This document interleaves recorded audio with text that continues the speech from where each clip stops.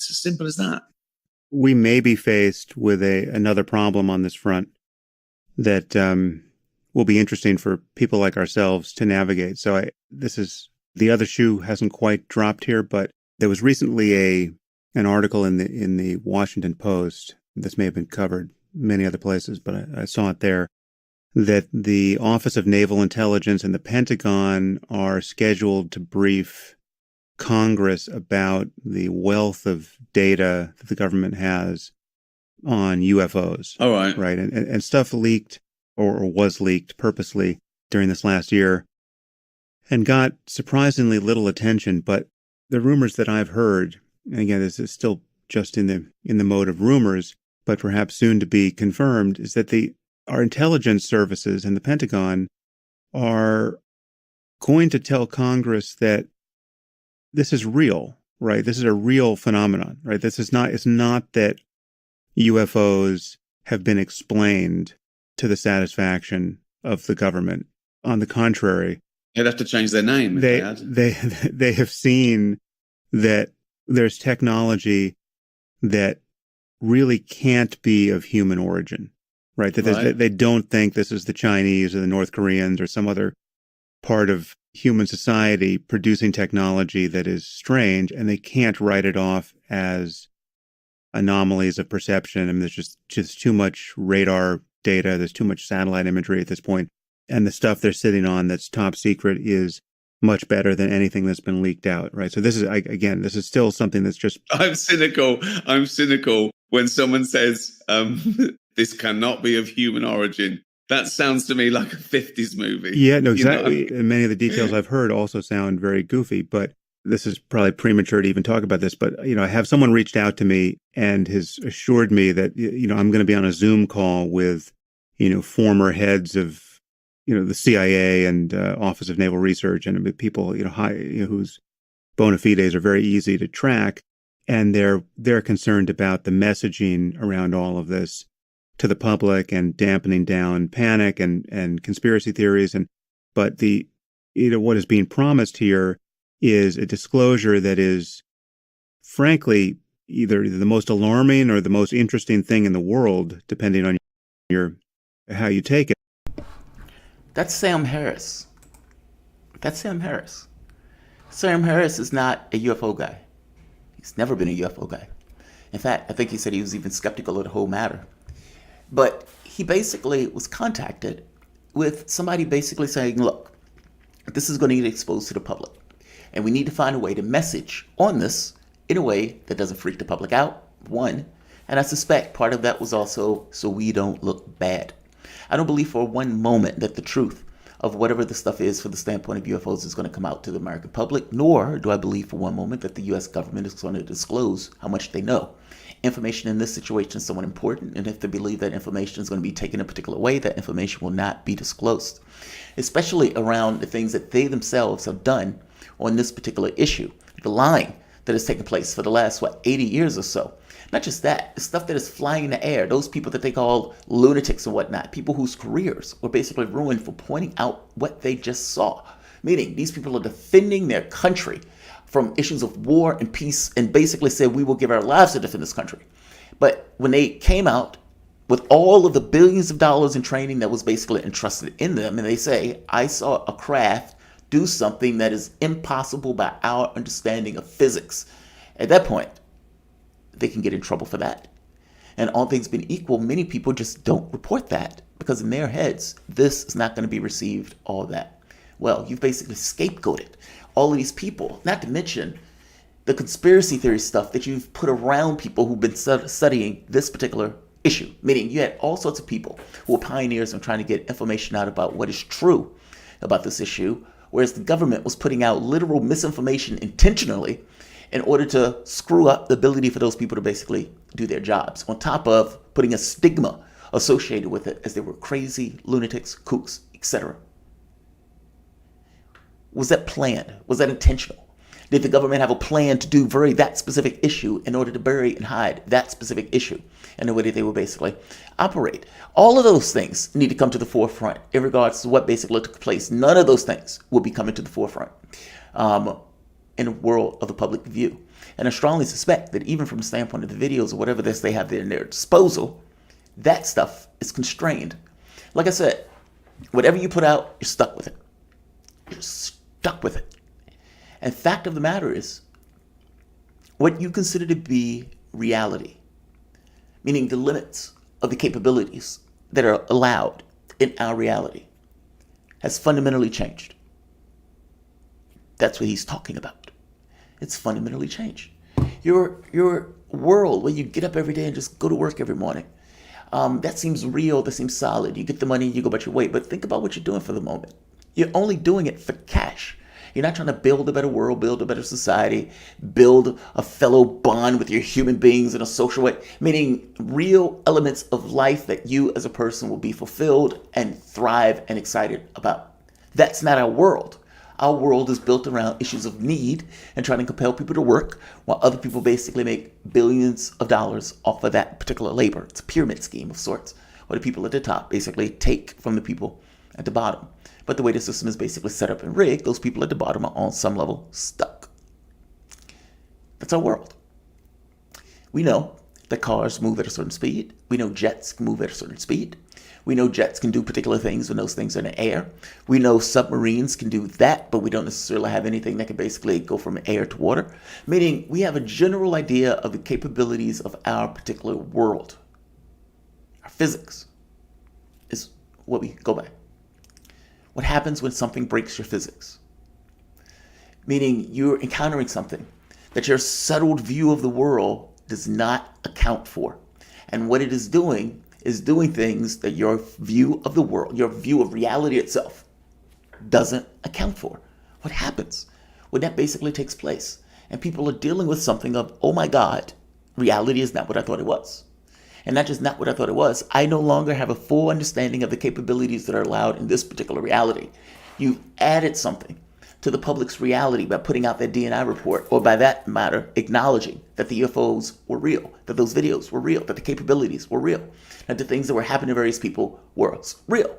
When in Bolivia, where they did Operation Saucer, and they were going and recounting images, they were taking down medical issues, and these people basically said they were being zapped by UFOs. Well, they were having radiation burns, people were losing their hair. The military officials was able to basically document what those people were seeing in some respects. That part, I guess, remained classified. I think they were able to get pictures. Again, that part remained classified. But the drawings and whatnot of what the people were seeing and the experiences for the people in the medical reports are real. That by itself should have changed the world.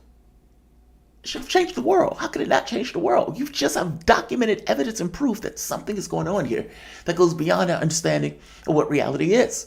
Not to mention just this idea that something else is coming to our shores. It's a big deal that they put that mystery box on our table where the public has no idea what's in that mystery box in regards to existence itself. It's fascinating. And I think it's so fascinating and so big and daunting that the public thinks, I can accept that they may be true. I can accept that. But it's not pertinent to my reality. And because it's not pertinent to my reality, and because of how big that is, there needs to be something that is more definitive and more drastic that I can look at and I can say, oh my God, my reality has changed. And it's not real to them in the way that a dollar is real. When they go to a store and they spend $1, there's a feel to that. No, the dollar is not real. By the same token, the feeling on that point is real in regards to this appropriation of value of that particular dollar and what that dollar should be able to get. Well, from the standpoint of the UFO thing, the public has been seeing videos. The public sees that the government's attention is to it. The government has seen FOIA documents that were released talking about the UFOs and everything else. But those things are more cerebral. I'm talking about the feeling of a dollar when you put your hands down on it. The feeling when you, let's say, hug somebody that you haven't seen in a very long time. I'm talking about the feeling of it, the thing that gives it a certain degree of presence and reality to it. I'm saying that part is missing. And so the public can escape the bigness of what is on the table by just saying, I haven't necessarily had anything to make that feeling real to be real. I'm going about my life. I start with the Sam Harris thing because I want to point out that behind the scenes moves are being made on this particular issue. And this stuff is not taking place willy-nilly, like, oh, 3 videos just came out. We don't know how that happened. We don't get that. Look, it is very possible that Hillary Clinton, they assumed she was going to win. And the way Grant Cameron talks about it is basically they were trying to give the president a reason to open the books. Meaning, think if Hillary Clinton was in office, those videos come out, the reports come out, the New York Times article comes out. What is the president to do? What is the president to do? When Hillary Clinton was walking around with those UFO books, or she's working with Podesta, who's a UFO guy, an extreme UFO guy, what would the president do? I'm going to open the books. I have the political will to open those books. She would have had people like Lou Elizondo and everything backing her to go as far as she wanted to go. She would have had people in Congress like Kristen Gillibrand, even Ruben Gallego and Rubio. All of those people would have basically backed her position. And they would have pushed. Well, at this point, you have Joe Biden in office, he can push a walker if he had to by himself. And you had Trump, who didn't want to touch the issue. So all of those videos and everything came out, and basically the thrust of energy didn't have an expression in the role of the president to be kind of the avatar to push that stuff through. You end up with weak, flimsy invertebrates who wouldn't necessarily do anything on the issue, despite the fact that the issue is magnificent because they just told you that there's stuff flying in our skies that is going into our military installations that is potentially shutting off our nuclear weapons, and we don't know what it is, nor can we replicate the physics to which it uses in the way that it operates. How do you ignore that? How do you ignore that? And what has the Defense Department been doing for the last 80 years in dealing with that potential reality? I mean, they got to the point where they basically ignored it. They ignored it because they knew it wasn't necessarily a threat, or at the very least it hasn't shown itself to be a threat. And so this idea of using it as a threat in order to get the public attention for it, I guess that's the way they decided to go with it nonetheless, which makes it a defense issue, which makes these guys much more likely to spend all sorts of money on trying to figure out what it is, how to get the weapons, how to replicate the action, and militaristically use it. That's what they're going to do. Started with him, though, to make the point that, yes, in real life, behind the scenes, moves are being made on this point. All right. This is Garry Nolan.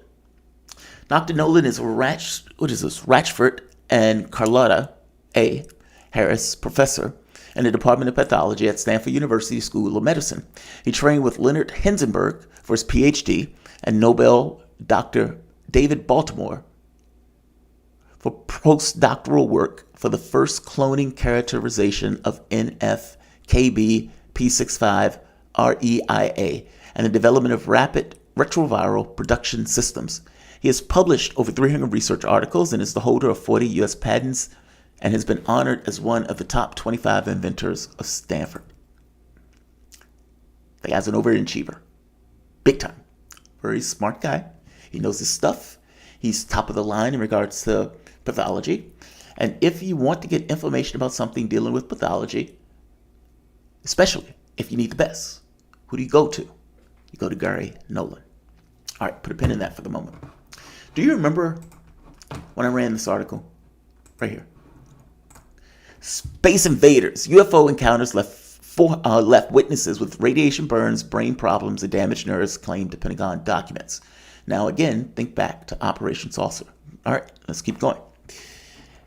They filed a Freedom of Information Act. And it took them like years, I think 4 years, to get the information back. But when they finally got it back, there was 1,500 pages of documentation dealing with the program that Lou Elizondo was running, and I think even AWASP at this point. The research papers that these guys were doing were astonishing.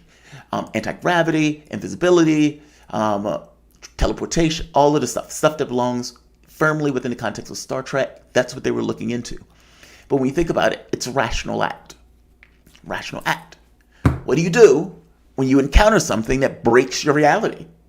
Well, you have to change to accommodate the new reality. And the people who are outside of that new reality are going to look at that and say, holy shit, that's extreme. Why are you doing that? It's because they are fully aware. They're not dealing with this as if we believe they're UFO. They're dealing with this from the perspective of this is a real world physical matter reality phenomena that we are engaging and dealing with. and we need to know more about it. And because it breaks up physics, we need a new set of physics to explain that particular behavior. So we are shooting in the dark to figure out how to do that, how it's done, the mechanics of it, and whether or not we can replicate it. Not to mention, what is the physics necessary and even to explain what that thing is doing. Yeah, they're going to look crazy because they're dealing with a reality that you are fundamentally not part of yet.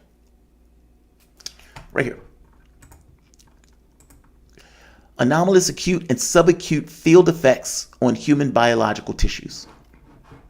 This is really FOIA requests, U.S. government documents that was sent after 4-year push in order to get the documents back. I'm making a point that this is real, and this is based on what they were studying in the ATIP AWAS program. All right. The report titled Anomalous Acute Subacute Effects on Human and Biological Tissues investigates injury to, quote, human observers by anomalous advanced aerospace systems, unquote. And the report prepared for the DIA warns that such objects may be a threat to U.S. interests.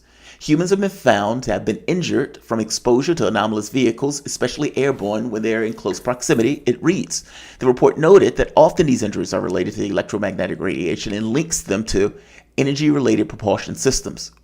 It's listed injuries such as heating and burns, injuries from radiation, damage to the brain, and able to impact people's nerves. Quote, sufficient accidents have been accurately reported and medical data required to support a hypothesis that some event systems are already deployed and opaque to full U.S. understanding, unquote, the report reads. It goes on, quote, the medical analysis will not require the invention of the alternate biophysics do indicate to use of, to us, unconventional and advanced energy systems. The report added that such 42 cases, or had 42 cases from medical files and 300 similar unpublished cases where humans have been injured from anomalous encounters. The study argued it was possible to use medical information to reverse engineer UFOs from unknown province that may be a threat to the United States interests. The report also featured, quote, useful database, unquote, which listed biological effects on human sightings and their frequency, compiled by U.S.-based civilian research agency, MUFON. Let's keep going. In a statement bound to excite UFO hunters around the world, the report stated classified information exists that is highly pertinent to the subject of the study, and only a small part of the classified literature has been released, unquote. The report was part of 1,500 pages of the DIA report documents related to the Pentagon's secretive UFO program, Advanced Aviation Threat Identification Program, that was obtained by the Sun. The Sun first requested a copy of all files or video files related to ATIP on December 2017 after the Freedom of Information Act, just days after the existence of the program was made public. Finally, 4 years later, they handed over the 1,500 pages. Let's see if there's anything else in this that I highlighted. All right. That's fascinating. They have reports. They're not talking about it as we think there's UFOs. They know it as a flat fact. That's the way they're talking about it. We have medical cases, and we believe that we can use these medical cases to explain on some level what type of system that created the injury, almost like a reverse thing of the system. What they do believe is there is electromagnetic devices being used. And look, when you think about it, if you have a device that is basically bending space around the device, they may use some kind of electromagnetic field in order to basically do that. They wouldn't be propulsion out of a ship per se. That's why when they look at it, it's like, this doesn't have any propulsion stuff. Well, it does. The field itself and the perturbation of the field may create an effect where they can basically sail through with the bending of gravity in one direction or the other. Who knows? No idea. I'm just saying, when radar hits it and scatters, they're thinking, oh my God, they're scattering radar. Or is the ship to which they're using to operate scatters any type of radar because light goes in a straight path. And if you're bending gravity, well, you're bending light also into the path to which you're bending gravity. The point I'm making here is our conception of this stuff is just wrong.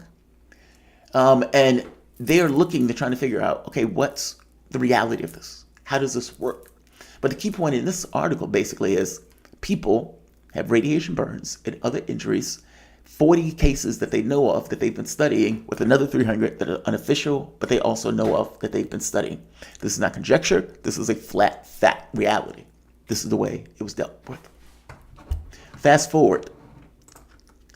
This is Garry Nolan.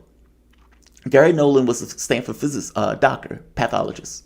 that I've read you earlier with high marks, super advanced, creates all sorts of stuff, working with Nobel Prize in the area. He has a PhD in it. And the guy is the who's who of pathology. The CIA went to Nolan to ask him for assistance in analyzing samples, cell samples, that were exposed to UFOs. Let me let that sink in. The CIA went to Garry Nolan, the advanced gentleman that I mentioned earlier, to ask him for help in exposing or understanding cell samples, human cell samples that were basically exposed to UFOs. The reason why I went through the other report is because I wanted to point out that those reports were real.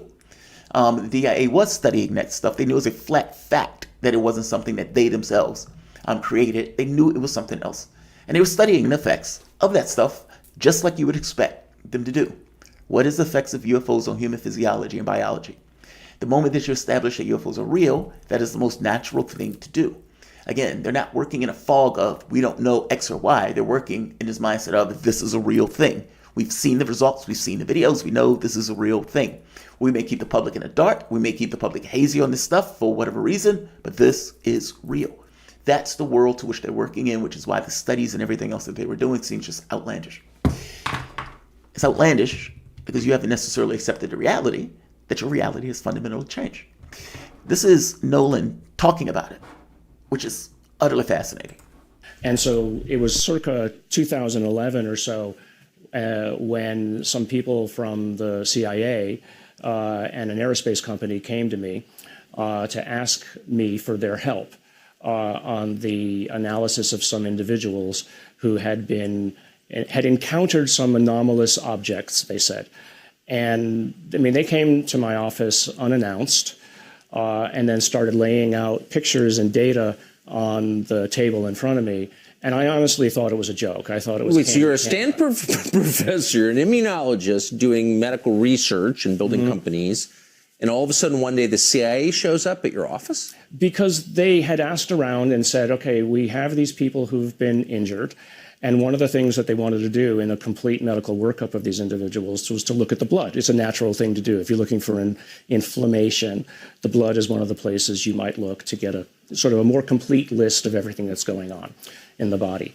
And so that's when somebody said, well, if you want to do this, do it properly, you got to go talk to this guy Nolan at Stanford because he has the world's best instrument that he's developed for doing it.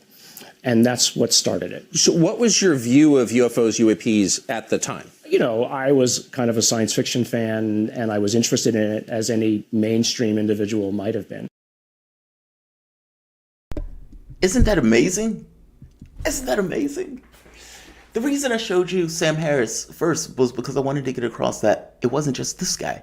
I don't believe for a moment that Sam Harris would be the only person they basically picked. Sam Harris is not that big where he would be one of those first people on the list that you go to. So I would imagine that there were more people than Sam Harris that was basically tapped on the shoulder in order to help get this stuff out. It's no different in this case than Operation Mockingbird, where they basically was trying to influence media, public opinion in order to try to push in one direction or the other by paying various people and pushing various people who are in various industries to clandestinely push the position of a U.S. government. And so in this case, we need to get this out in a particular way that it doesn't freak people out. And so we need to tap various people in various positions, either in science, in technology, in positions of authority, or with celebrities. And we need to get them on board and backing our position on this. We need them to influence. That's what we need. And we can't have them tell it, which means that Sam Harris probably shouldn't have said anything about that because, again, this is the goal of trying to influence. But I guess that was his way of getting across, look, there's reality to this. These people are acting like this is real. They're not fucking around. Nolan, same thing. I was shocked. I have CIA agents, along with an aerospace, probably Bob Bigelow. And they're asking me to study human blood samples.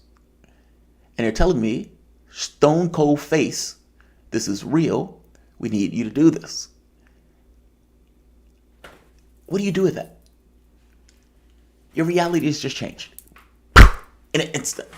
Now, you could say these guys are just full of shit. They're making this up. But the more you look into it, the more you realize, oh my God, there's reality to this.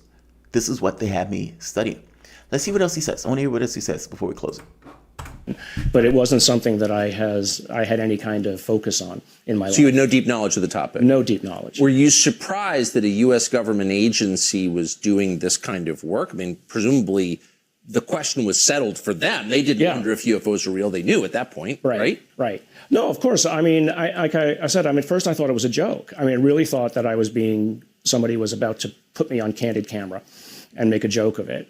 But as they started showing me the data, and they were deadly serious. I mean, I tried to lure them into making a joke about it. They were deadly serious about it because they had basically said at that point, people have died. And then they showed me some brain images of individuals who had been damaged, and internal scarring you can see through MRIs. And, it's data. It's unmistakable. You have to say, okay, well, what did that? I can conjecture or hypothesize about, is it the Russians? Is it UFOs or whatever? But the fact is, there is data that says something is happening, and so we need to study it. And that's what a scientist should do. So, of course. Oh, absolutely. But it's data. What is a scientist to do? And he is coming out, telling the public exactly what basically took place, saying the CIA came to me. They showed me all of this data. This data looks legit. I don't know what did that outside of something that is exotic. And the data stands and speaks for itself. And we need to get on board and looking at this. You have a high-profile scientist, doctor, who comes out and solidifies the government's position on this particular issue. And what I mean by the government's position, ATIP in that program, they were studying some heavy, heavy shit. Now, I don't know what this new thing the Pentagon is coming up with is going to do outside of distract. The fact that you had 2 military personnel people sitting up there who had no experiences at all, none. The only thing they were going to do is basically say, oh, yes, no, and we're going to do this, we're going to do that. No, what Congress needed to hear in that moment was David Fravor having a conversation about what he saw when he was up there, what he saw that craft do when he basically responded to it, to have Dietrich up there explaining, this is what I saw when I was up in the air with Fravor. And Fravor, at some point, needs to be asked about his heroism on 9/11. I was flying in the skies of 9/11. You guys entrusted me with billions of dollars in training. And my experience in the sky is unparalleled. I know what I saw. That thing was not ours. And the way the thing acted was not ours. You can even get Bob Bigelow up there. And he would say, look, we have people, personnel, who was working with us that was on that ship that day and saw that thing come out of the water. And I suspect Fravor himself would talk about the water churning and stuff like that. I guess the point that I'm making here is you only need one case to set the precedent. Just one.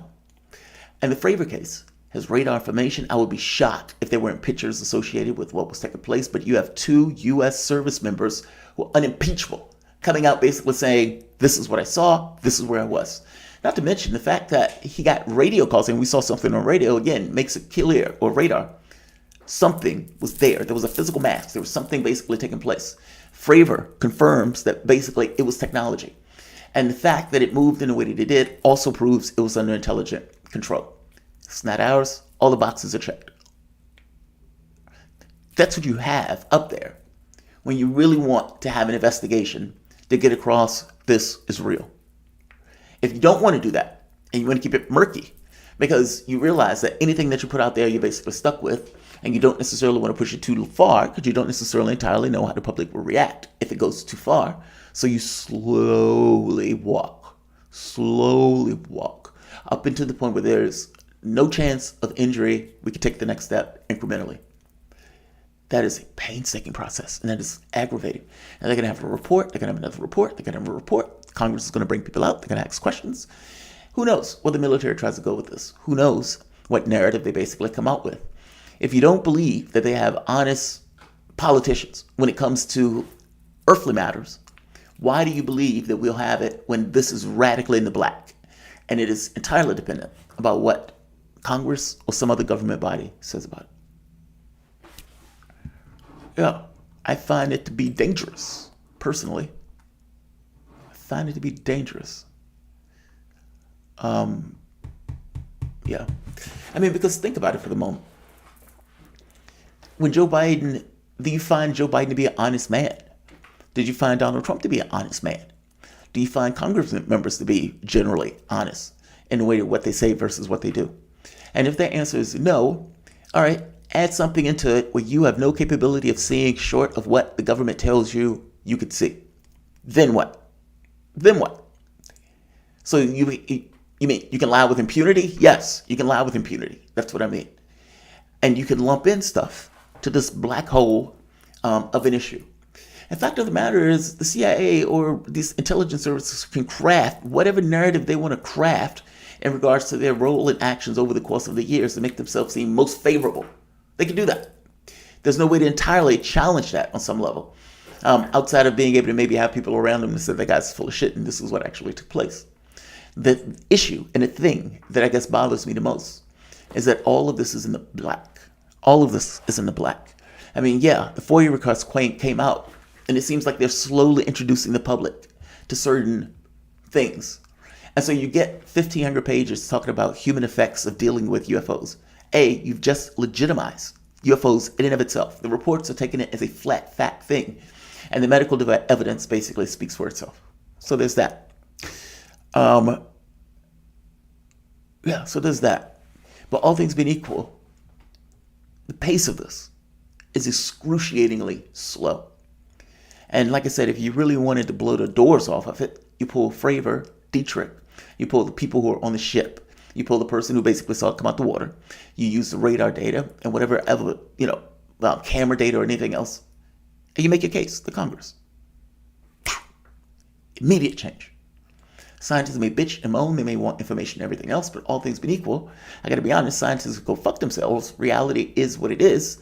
And if people are encountering this stuff, you can't just assume those people are lying just based on your own ideological bias about the world. Keep in mind, from scientists' standpoint, this is a reality issue. They got it wrong. They got the shit wrong. For decades, they got it wrong. The people who are supposed to basically explain your reality to you were so ideologically driven that they got it wrong. That's the point. And that's why these guys are so reluctant to basically come on page on this. If people are experiencing things, how are you trying to disallow their particular experiences? And I get that you want research and stuff like that on it, but you can't always get that. Sometimes it's video evidence. Sometimes you have to make a decision based on what you can see, not necessarily on what you can actually get your hands on from a standpoint of optic data and all this other stuff. At the point where your government is co-signing, saying, yes, this is real. This is what this is doing. Look at this particular picture, that particular picture, etc. Yeah. All right, I'm going to say like, I'm going to say share, and I'm going to say subscribe. Thanks all. This and this.